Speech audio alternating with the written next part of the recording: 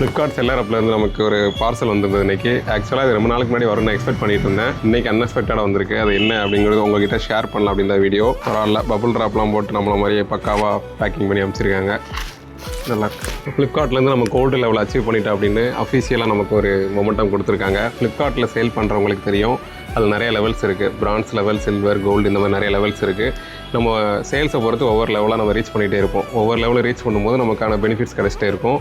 அந்த மாதிரி இப்போ நாங்கள் வந்து பார்த்தோம்னா gold seller, now certified gold seller on Flipkart அப்படின்ட்டு ஃப்ளிப்கார்ட்டோட வைஸ் பிரசிடென்ட் வந்து நமக்கு இதை அனுப்பிச்சிருக்காங்க. எங்களோட செல்லர் நேம் நான் வந்து ஹைட் பண்ணியிருக்கேன். இ-காமர்ஸில் பொறுத்த வரைக்கும் அவங்களோட செல்லர் நேம் யாரும் ரிவீல் பண்ண மாட்டாங்க.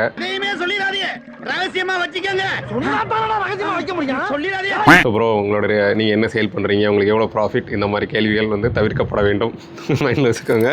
ஸோ அதை மட்டும் லைட்டாக மறைச்சிருக்கேன்.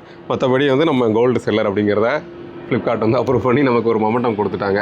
நம்ம ஒரு இ-காமர்ஸ் பண்ணும்போது நமக்கு ஆர்டர் வரும்போது ஹாப்பி, ஒரு சின்ன சின்ன சந்தோஷங்கள் கிடைக்கும் நமக்கு. ஒவ்வொரு ஆர்டர் வரும்போது பார்க்கவே ரொம்ப ஹாப்பியாக இருக்கும். அந்த அமேசான்லேருந்து டிங் அப்படின்னு ஒரு சவுண்ட் வரும், ஃப்ளிப்கார்ட்லேருந்து நோட்டிஃபிகேஷன் வரும்போதெல்லாம் ஹாப்பியாக இருக்கும் அஸ் அ ஸ்மால் பிஸ்னஸ் பண்ணுறவங்களுக்கு.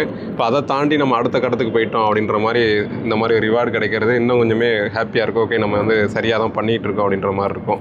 இந்த வீடியோ பார்க்குற நீங்கள் உங்களுக்கு ஆர்டர் வரும்போது எந்தளவுக்கு ஹாப்பியாக ஃபீல் பண்ணுவீங்க, ஆர் இந்த மாதிரி ஏதாவது ஒரு அடுத்த லெவல் நீங்கள் அச்சீவ் பண்ணுற மாதிரி இருந்ததுன்னா தாராளமாக கமெண்ட்டில் நீங்கள் ஷேர் பண்ணலாம். நான் ஆல்ரெடி சொல்லியிருக்கேன், இ-காமர்ஸ்குள்ளே வரவங்க ஒன்று மீஷோ பக்கம் போவாங்க ஃபஸ்ட் எடுத்தோன்னே, அப்படி இல்லைனா டேரெக்டாக அமேசான் போவாங்க. இடையில நம்மளால் ஒருத்தர் ஃப்ளிப்கார்ட்னு ஒருத்தர் இருக்கிறத மறந்துடுவீங்க.